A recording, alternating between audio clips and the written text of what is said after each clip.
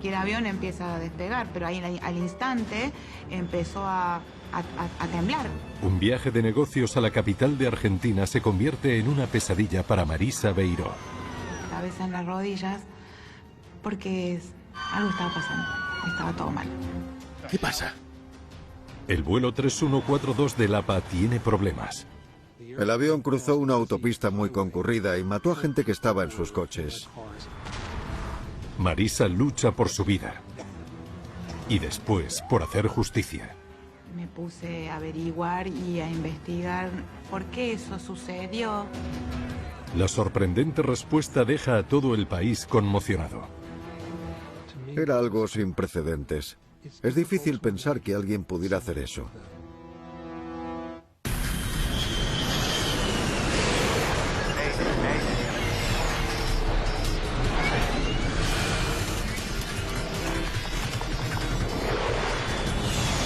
Mayday, catástrofes aéreas.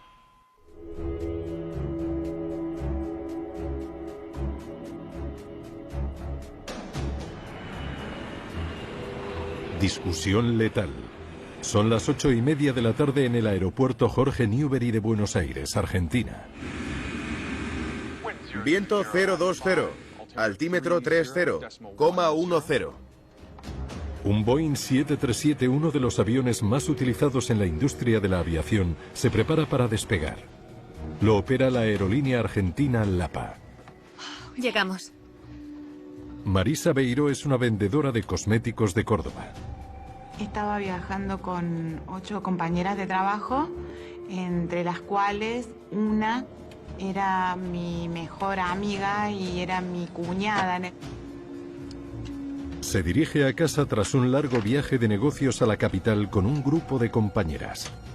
Porque hacía 10 días que habíamos salido y ya era hora de volver. De hecho, habíamos hablado a nuestros familiares o el novio que nos fuera a buscar a nuestra casa con nuestros hijos. Sí. ¿Jamaica? No. Disculpe. Hola, comandante. El comandante del vuelo 3142 del APA es Gustavo Weigel, un piloto veterano con más de 20 años de experiencia. ¿Todo bien? Sí, todo bien. Estamos esperando el combustible. El copiloto Luis Echeverry ha volado más de 500 horas en un 737. Combustible total, 8.500 kilos para transferirlos a las alas. El vuelo de hoy será corto. Córdoba está a unos 600 kilómetros al oeste de Buenos Aires. El tiempo de vuelo será de poco más de 1 hora. Junto a los 2 pilotos hay 3 auxiliares de vuelo y 95 pasajeros a bordo. Ese día hubo algo que me llamó la atención y no estaba la cartilla de seguridad en el asiento. Porque siempre cuando voy a un avión agarro la cartilla de seguridad, siempre. En 1999 el sector de la aviación en Argentina estaba creciendo. La desregularización sufrida por la industria 5 años antes hizo que aerolíneas de bajo coste como LAPA crecieran muy rápidamente. 135, giro a la derecha, rumbo 060, manténgase a 1500, reduzcan a 400 kilómetros por hora. Vamos, vamos. LAPA era una aerolínea de bajo coste que realizaba un número de rutas considerable dentro de un país muy grande que necesitaba transporte aéreo. Austral 236, son los siguientes para despegar, comiencen a rodar. En Argentina es el ejército el que controla la industria de las aerolíneas. El programa de defensa de las fuerzas aéreas era el responsable tanto de la aviación militar como de la civil. ¿Lista de verificación? Previa al vuelo. El copiloto supervisa los procedimientos de última hora. ¿Cabina de mando? Preparada. Los auxiliares preparan la cabina para el despegue. Habíamos comprado un par de revistas de la farándula para ver en el avión y mis compañeras, algunas nunca habían viajado en avión, entonces me habían pedido un chicle para no apunarse y estábamos hojeando una revista de farándula muy tranquilas. 3142, preparados para el rodaje. 3142, prepárense para rodar por Charlie 5 hasta la pista 13. Charlie 5 hasta 13. Jorge Newbery es un aeropuerto con una sola pista y hoy los despegues van con un poco de retraso. Contamos con una tripulación en cabina con mucha experiencia. Avísenles si pueden hacer más cómodo su viaje. El copiloto Echeverry y yo, el comandante, les deseamos que tengan un buen vuelo. Tenéis que venir a cenar a mi casa en Córdoba. Genial. ¿Qué llevamos? Podéis traer helados. Bueno, la relación entre los tripulantes parecía ser bastante cercana. Daba idea de que se conocían hace tiempo y que además de compañeros de trabajo eran amigos. Me había llamado la atención al estar tan cerca de la puerta de la cabina. Es una distancia considerable, pero siempre está la puerta bien cerrada. En este caso no. Queda poco para el despegue. Deberías volver y prepararte. Perfecto, chicos. Un placer. Nos vemos pronto. Corre, corre.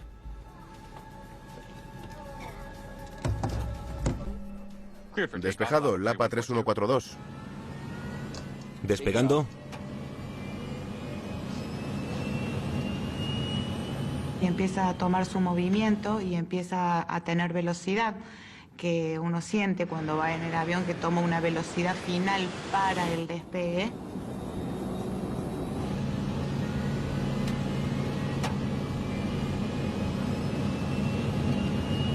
En cuanto el avión se eleva, es evidente que algo va mal. El avión empieza a despegar, pero ahí al instante empezó a temblar, como que se fuera a desarmar. De hecho,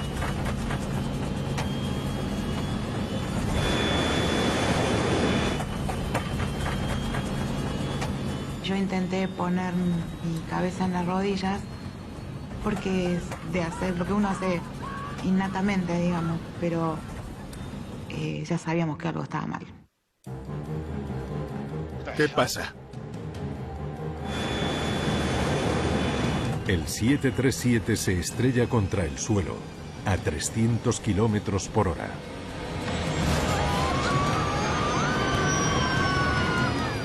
Había una zona despejada al final de la pista, pero el avión siguió avanzando a una velocidad relativamente alta. El aparato se dirige hacia una autopista muy concurrida y una planta reguladora de gas. ¡Para! ¡Para! Fue muy rápido. Simplemente vi a mis compañeras y atiné a poner mi cabeza entre las piernas. No, no, no, no, no. El avión cruzó una autopista muy concurrida, sin previo aviso, y mató a gente que estaba en sus coches. ¡No! ¡No! ¡No!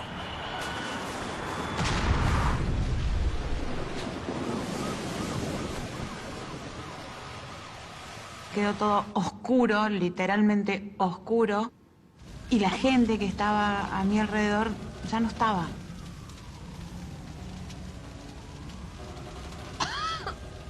Yo quedé aplastada o agarrada entre el asiento de atrás que se vino hacia adelante y sentía a mis alrededores como mucho calor.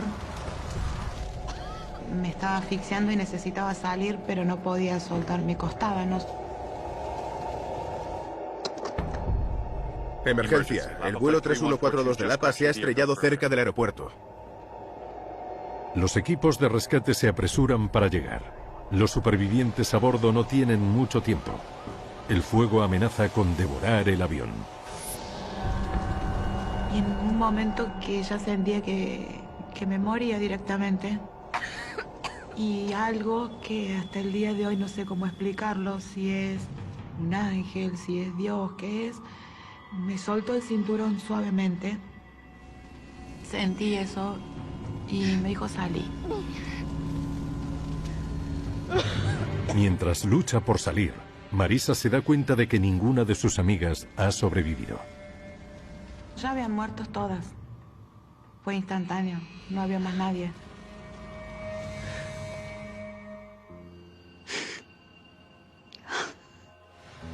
A pesar de estar gravemente herida, Marisa es una de las supervivientes. Fue una evacuación con todas las salidas disponibles. Esto es lo que lamentablemente hizo que muchas de las personas que estaban en el interior no pudiesen salir. El avión estaba en llamas, la gente gritaba pidiendo ayuda. He entrado y sacado a 4 personas. He visto muchos cuerpos quemándose. Ha sido terrible.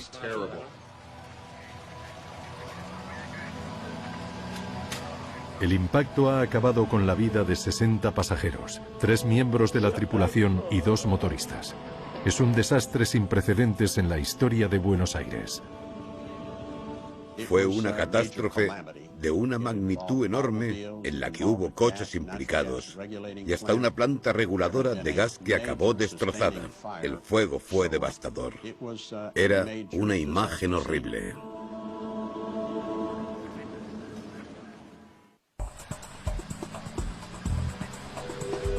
La noticia del accidente del APA se extiende rápidamente por la capital argentina. Al vivir y trabajar en Buenos Aires, varios miembros de la Unidad de Investigación de Accidentes llegan al lugar de la catástrofe en pocos minutos y ven las consecuencias inmediatas del impacto. Hay mucho humo. Es muy difícil ver algo. Horacio La Rosa es un investigador veterano. Uno trata de enfocarse en su trabajo y tratar de ir viendo detalles que después son muy difíciles de ver una vez que... Entonces uno tiene que estar, en esos momentos tratamos de estar atentos a todos los detalles para que no se nos escapara nada. Fue mi primera experiencia con un accidente mayor. Todos estábamos entrenados y estábamos preparados para este tipo de situaciones. Bueno, el tema de verse frente a esta catástrofe, a tanto movimiento de ambulancias, cuerpos heridos, policía y demás, fue muy complicado. Ambos pilotos han fallecido. Vale. Gracias. Tanto el comandante Weigel como el copiloto Echeverry han fallecido. La única esperanza de encontrar la causa del accidente está en los restos del avión. Primero es hacer una inspección ocular de todo el sitio, ver todos los componentes, tratar de uno ponerse en situación, porque es muy difícil cuando hay tantos daños y tanto incendio.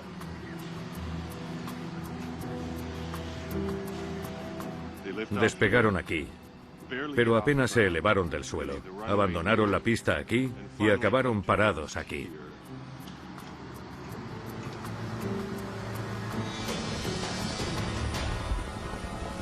Como el avión siniestrado era estadounidense, la Junta Nacional de Seguridad en el Transporte envía un equipo para ayudar a los investigadores argentinos. Estamos aquí para ayudar. Yo era el representante de Estados Unidos en la investigación oficial. Rodrigo. Hola. Fue un caso en el que había mucha preocupación pública y eso fue una gran motivación para intentar resolverlo definitivamente cuanto antes. Aquí. En cualquier accidente sucedido al despegar observamos una serie de factores. Algunos de ellos están relacionados con la potencia de los motores. ¿Estaban produciendo la energía necesaria? Cuando uno observa los motores luego de un accidente, hay características muy claras de si la aeronave, si el motor estaba en funcionamiento o no. Mira aquí y aquí. Parece que las hélices estaban girando. El tipo de daño sufrido por las aspas del rotor indica a los investigadores que los motores funcionaban correctamente cuando impactaron contra el suelo. No hubo ningún fallo en los motores. Mira esto. Pero otro aspecto relacionado con los motores llama inmediatamente su atención. Uno de los inversores de empuje del avión está desplegado. Me acuerdo perfectamente de que las compuertas de ese inversor de empuje estaban abiertas. Los inversores de empuje solo deben desplegarse al aterrizar, ya que ayudan a disminuir la velocidad, redirigiendo los gases de escape del motor. Son unas compuertas que se despliegan sobre los gases de escape. Una especie de engranaje inverso que reduce el movimiento hacia adelante. Si un inversor se desplegara al despegar, podría causar un desequilibrio catastrófico en el empuje. Estábamos muy preocupados pensando cómo ese inversor de empuje había acabado en esa posición. Mira esto. Los flaps no estaban extendidos. Los investigadores analizan las alas del avión siniestrado y pronto descubren algo más. Sí pude observar, con alguno de mis colegas, pudimos ir observando algunos detalles de los flaps que no habían sido aparentemente extendidos. Sacad ese fragmento de aquí. Para despegar, los pilotos de un 737 siempre tienen que extender los flaps de las alas del avión. Los flaps aumentan la superficie del ala y le aportan una elevación extra. Sin ellos, un 737 totalmente cargado no podría elevarse. Los investigadores necesitan averiguar cómo acabaron los flaps en esa posición. ¿Se retraerían con el impacto? ¿O es que no llegaron a extenderse en ningún momento? Cuando ves algo que está fuera de lugar, como la posición de un flap, empiezas a preguntarte, ¿qué ha pasado? ¿Habrá plegado alguien los flaps? ¿O habrá sido ese movimiento fruto de una intervención electrónica o hidráulica? Tenemos que analizar todo el sistema. Entonces había que juntar la evidencia, observar todas las posibles fuentes de información y tener información suficiente y probarlo. Tanto las compuertas del inversor como los flaps necesitaban un estudio más intensivo. Los investigadores deben encontrar las cajas negras del avión. La importancia de las cajas negras en la investigación de accidentes no se puede explicar con palabras. Suelen ser las pruebas más importantes de una investigación. No tardan mucho en encontrarlas. Pero hay un problema. Al igual que el inversor de empuje, ambas cajas están muy dañadas y no existe ninguna instalación en Argentina equipada para analizarlas. Tienen que enviarlas a Washington a 8.300 kilómetros de distancia. Eso hará que los investigadores pierdan un tiempo muy valioso.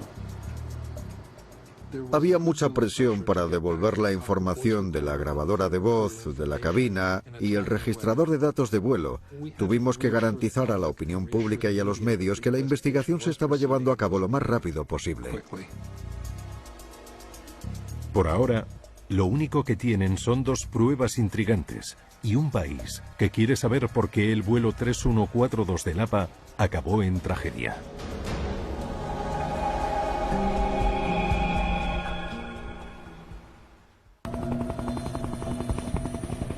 Los restos del vuelo 3142 permanecen esparcidos en un bullicioso vecindario de Buenos Aires. No quiero pasar nada por alto. Recogedlo todo. Cualquiera de los miles de fragmentos podría aportar información valiosa.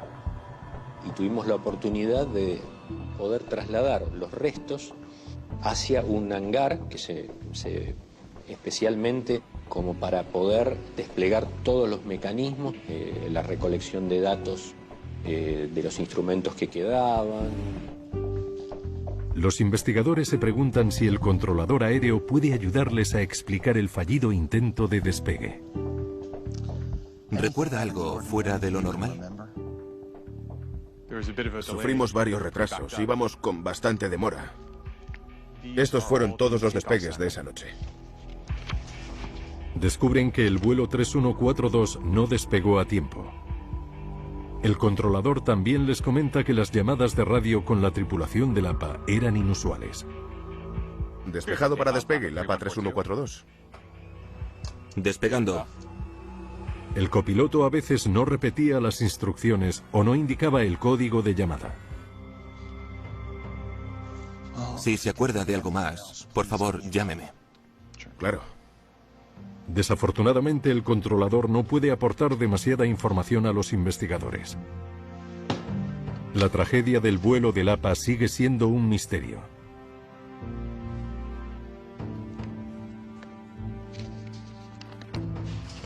¿Qué hace eso aquí? No tengo ni idea. Cuando se salió del aeropuerto, el 737 se estrelló contra una planta reguladora de gas. Su proximidad al aeropuerto hace saltar todas las alarmas. Nos surgió esa gran pregunta cuando vimos los restos. Había un edificio público con una planta reguladora de gas. Si había una planta reguladora de gas tan cerca del aeropuerto, los investigadores se preguntan qué otros riesgos podría entrañar el aeródromo. Debatimos acerca de la longitud de la pista. 2100 metros. ¿Era la pista lo suficientemente larga como para que un 737 totalmente cargado y lleno de combustible despegara con seguridad?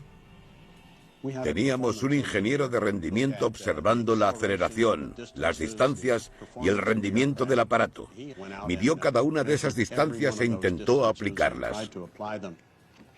Deberían haberse elevado. Al final, determinamos que la pista era lo suficientemente larga. Los investigadores no encuentran nada en la pista que pudiera haber dificultado el despegue. Sabemos que es un aeropuerto urbano, con todo lo que ello involucra, pero no había deficiencias de infraestructura.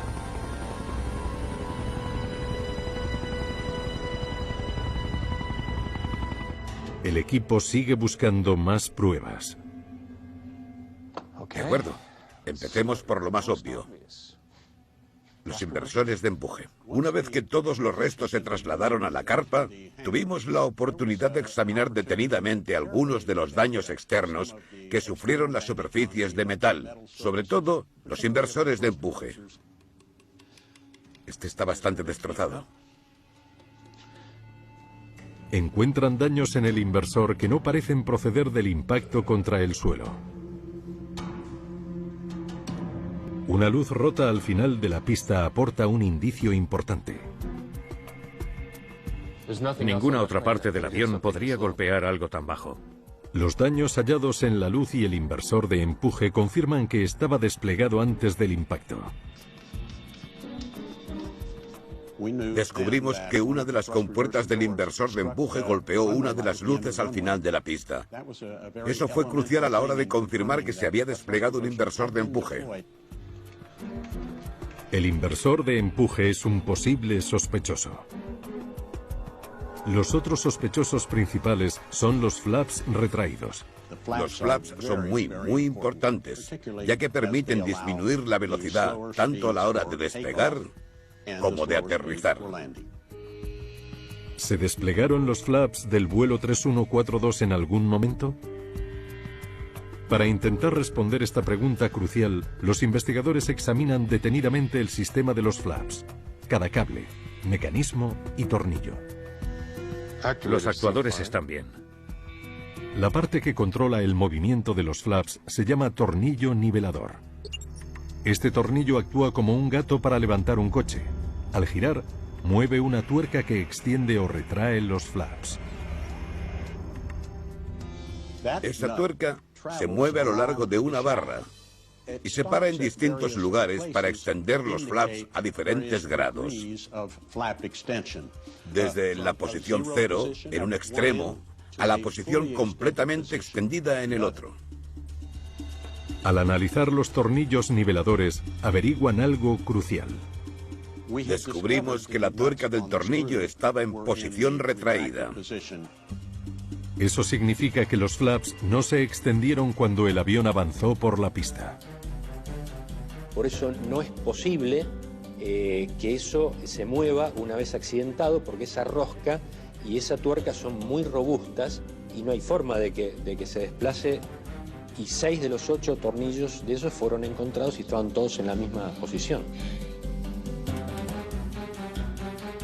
La palanca de los flaps en la cabina de mando confirma el hallazgo. La palanca está bastante dañada, pero parece que está en posición retraída. Había dejado la palanca marcada en la posición de flaps arriba, o sea, no había posibilidad de que eso se hubiera desplazado con el accidente. Todo conduce a una conclusión desconcertante. Parece que los pilotos nunca desplegaron los flaps para despegar. Despegando. A la vista de este descubrimiento, los investigadores se enfrentan ahora a una cuestión aún más complicada. ¿Cómo podrían haber intentado despegar sin extender los flaps?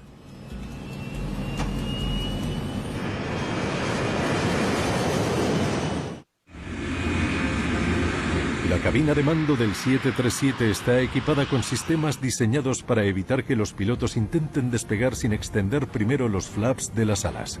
Aproximación a pista 13, Lapa 3142.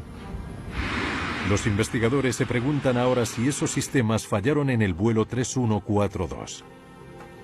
Para eso examinan un indicador, con cuidado, que se enciende cuando los flaps se han extendido lo suficiente para despegar. Puede que esa luz fallara. Si se encendió mientras los flaps se estaban extendiendo, eso habría confundido a los pilotos. A poder entender cómo era la operación o por qué se había llegado a esa operación. Se cruzó un montón de información, fue un largo proceso. Cuando una luz está apagada, su filamento está frío y frágil. En un accidente, la fuerza del impacto suele romper los filamentos que estén fríos, pero un filamento caliente de una luz encendida no suele romperse. La pequeña bombilla pronto aporta una pista importante. El filamento está roto. No vieron ninguna luz con respecto a los flaps. Esos filamentos de las lámparas se analizaron, habían estado apagadas. Despegando. El indicador de los flaps no falló. La luz nunca se llegó a encender porque los flaps nunca se extendieron. Pero los pilotos por alguna razón comenzaron a despegar de todas formas. Los investigadores saben que los sistemas de aviso de la cabina de mando son redundantes para una mayor seguridad. Además del indicador de los flaps, existe una alarma que suena si los pilotos empiezan a despegar sin flaps. La alarma debería haber saltado en cuanto empezaron a moverse. ¿Por qué no había avisado el sistema de alarma de este hecho en el despegue? Teníamos que descubrir si el sistema había fallado y si nunca llegó a alertar del problema. En 1987, los pilotos de Northwest Airlines se olvidaron de extender los flaps y se estrellaron durante el despegue en Detroit. Fallecieron 156 personas. Los investigadores descubrieron que la alarma diseñada para advertir a los pilotos no sonó, porque estos quitaron un fusible para desconectarla. No querían que la alarma sonara mientras rodaban por la pista. ¿Habrían cometido el mismo error los pilotos del vuelo 3142? ¿Desconectaron deliberadamente esa advertencia? Todo está donde debería. Se verificó justamente el fusible que está detrás del copiloto, si había sido quitado o no, y efectivamente estaba pulsado, o sea que estaba actuando. Los pilotos no desactivaron la alarma a propósito. Tiene que haber otra explicación para el catastrófico despegue.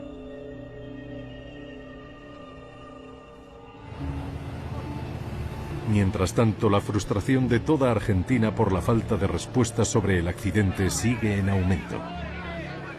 Fue un desastre enorme. Nunca habían sufrido algo así. Yo creo que sí. Sí, estaba con mucho pánico. Por supuesto que cuando llega a la casa y enciende la televisión, están hablando de eso y uno tiene que conservar su profesionalismo y no tratar de no estar influido por nada de lo que se diga en los medios. El sistema entró a partir del accidente de Lapa, del avión de Lapa, en un cierto colapso.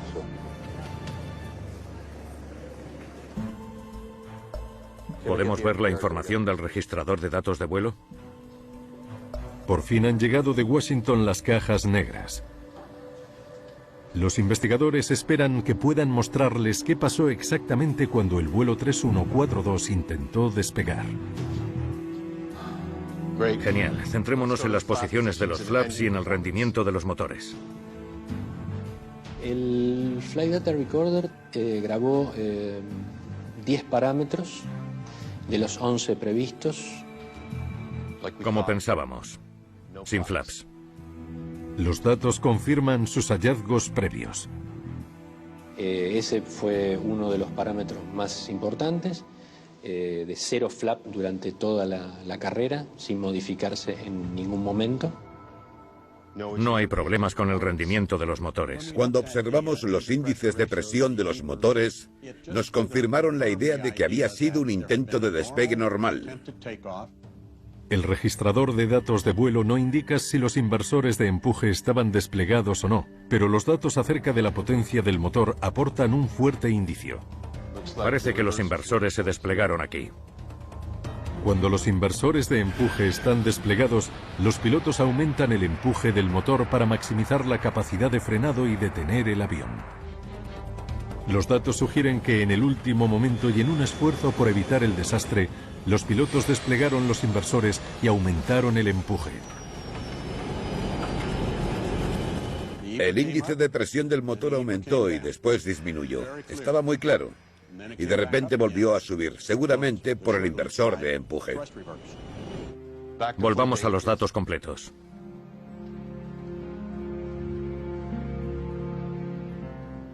Los inversores no tienen nada que ver con el accidente. Echémosle un vistazo a la velocidad. Los datos también muestran que el avión tenía la velocidad suficiente y la pista necesaria para elevarse con seguridad. Rotación. Si los flaps se hubieran extendido. Esto es lo que nos dicen los datos. En V1 estaban aquí, con 840 metros de pista por delante. Cuando llegas a V1 ya no es seguro intentar pararte en la pista porque ya no te queda la suficiente pista por delante. Sin flaps, entran en pérdida. El avión choca contra el suelo aquí, a 50 metros del final de la pista. Era imposible poder parar a tiempo. Los investigadores se hacen una intrigante pregunta. Hasta llegar aquí pudieron abortar el despegue de forma segura. ¿Por qué no lo hicieron? ¿Qué pasa?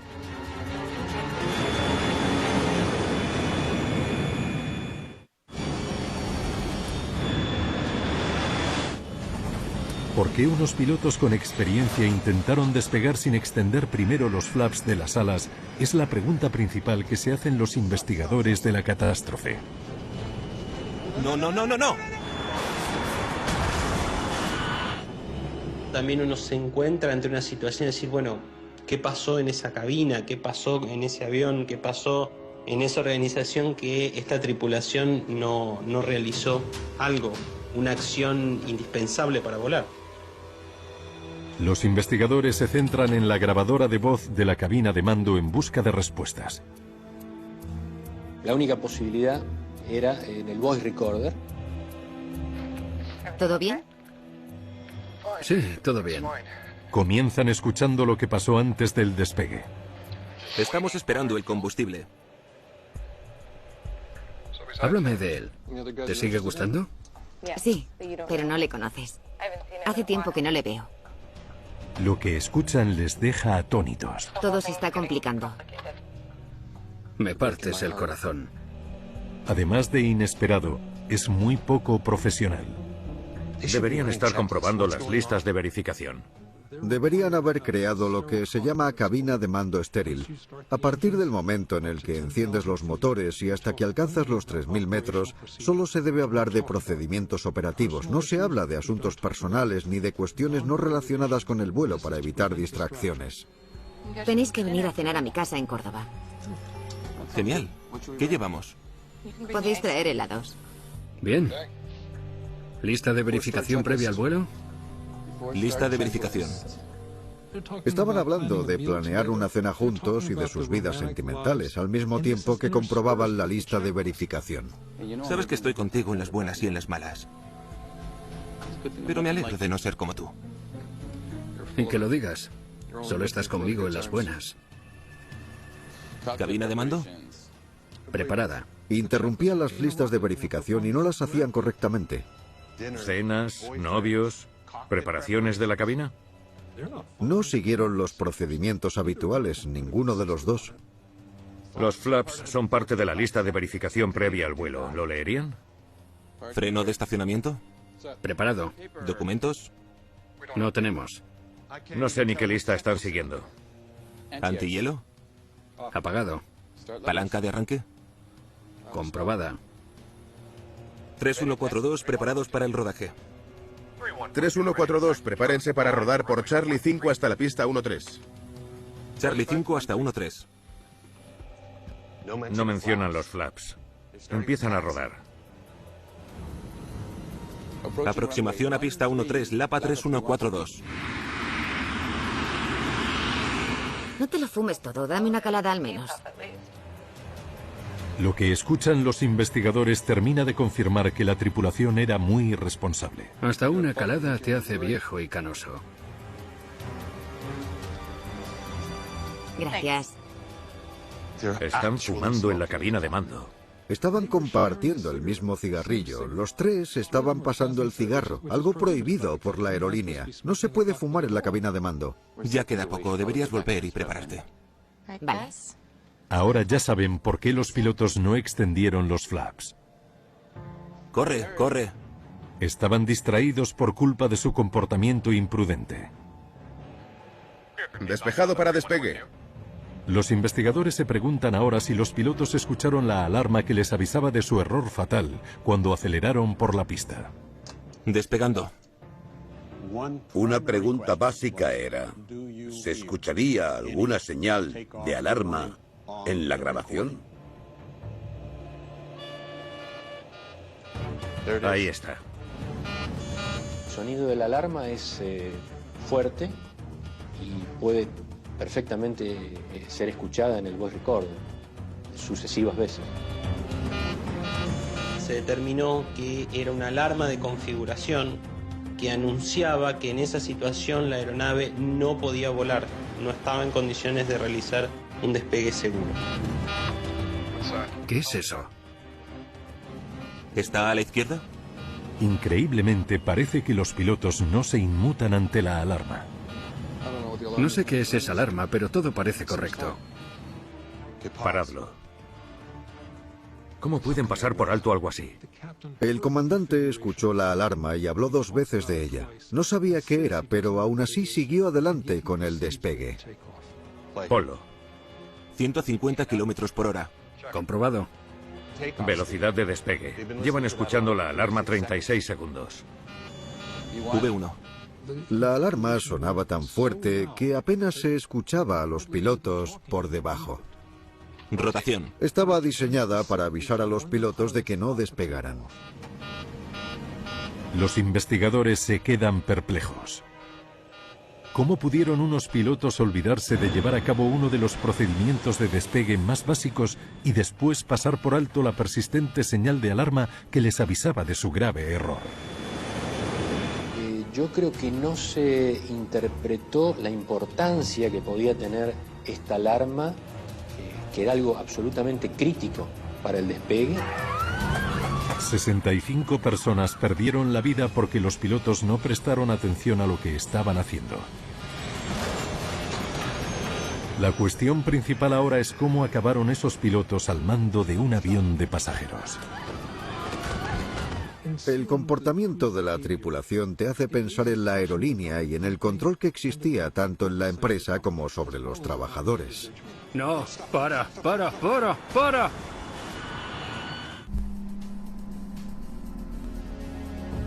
¿Cómo era como piloto? Una de las partes más importantes de la investigación era examinar el historial de formación de cada uno de los pilotos. Revisando sus antecedentes, descubren que el comandante Gustavo Weigel lleva más de 20 años volando. Nunca había tenido un accidente grave, pero su historial indica que estuvo en la cuerda floja durante bastante tiempo. No tiene un buen historial. En el caso del comandante, había varias deficiencias en su carrera y con varios aviones. Respondía demasiado despacio a situaciones críticas o de emergencia. Coordinación de cabina imprecisa. Falta de conocimiento procedimental. Vaya. Su historial está plagado de informes con incompetencias. Nos preguntamos por qué seguía superando las formaciones y por qué le ascendieron. Más allá de sus ascensos, los investigadores se preguntan por qué Lapa decidió contratarle en un primer momento. Un análisis exhaustivo del historial de la empresa ofrece una posible explicación. Parece que la aerolínea creció tan rápido que les fue difícil mantener un buen nivel de formación y supervisión de los pilotos. A veces, cuando se produce un cambio muy grande, hay casos en los que problemas como la poca disciplina en la cabina de mando no se abordan como se haría si la empresa estuviera más centrada. No pudieron seguir el ritmo de su propio éxito. Siempre es un factor de riesgo si no se gestiona adecuadamente y de golpe pasar a expandirse, a extenderse, a tener mucha más cantidad de aviones, tripulaciones, gestionar mucha más cantidad de pasajeros, siempre es un factor que puede ser de riesgo si no es gestionado adecuadamente. ¿Todo bien? Sí, todo bien. Nadie está más consternado por los fallos del APA que Marisa Beiró. Llegamos. Ha perdido 8 amigas y ha sufrido lesiones muy graves. Cuando yo llegué en ese hospital, un 60% del cuerpo afectado, cuando me enteré que había tenido una quemadura grave de tráquea y por la inhalación de esas cosas, y yo por hoy no tengo nada y nunca me pasó nada, y vos ves mi historia clínica y estuve más del lado de la muerte que de este lado.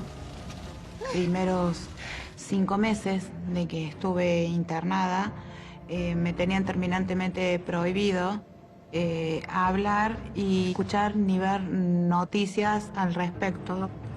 Me puse a averiguar y a investigar, seguir los peritajes, la vida del piloto, si no estaba en regla, por qué eso sucedió. Cuando descubre la causa de todo su sufrimiento, Marisa se queda estupefacta. La alarma sonó y avisaba de que los flaps no estaban configurados. ¿Por qué ellos no hicieron algo? Por su falta de supervisión, 6 antiguos directivos del APA se enfrentan a cargos de negligencia penal con resultado de muerte. Marisa defiende a las víctimas. A 103 yo venía con 8 amigas que murieron todas. Al final, nadie acabó en la cárcel. Y ahora y siempre me pongo yo en lugar de ella en tratar de defender semejante injusticia. No. No, para.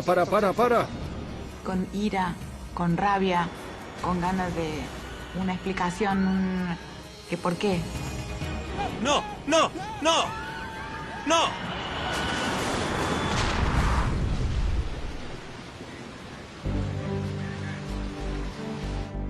En su informe final, los investigadores enfatizan la necesidad de que los pilotos siempre cumplan con la regla de la cabina de mando estéril, una regla que restringe la conversación entre la tripulación y ayuda a minimizar las distracciones durante las principales partes del vuelo. También insisten en una mejor formación de los pilotos para garantizar que las tripulaciones puedan reconocer y responder a las alarmas de la cabina de mando. En las últimas 2 décadas, Argentina ha logrado grandes progresos a la hora de mejorar la seguridad aérea. En gran medida, el accidente del APA fue el inicio del progreso aeronáutico que se empezó a llevar a cabo en Argentina. Es el objetivo final de cualquier investigación, que el sistema mejore, una mejora continua del sistema. Eso es lo que hace la investigación de accidentes, tratar de que siempre haya lecciones aprendidas y que se puedan difundir convenientemente para mejorar la seguridad aérea.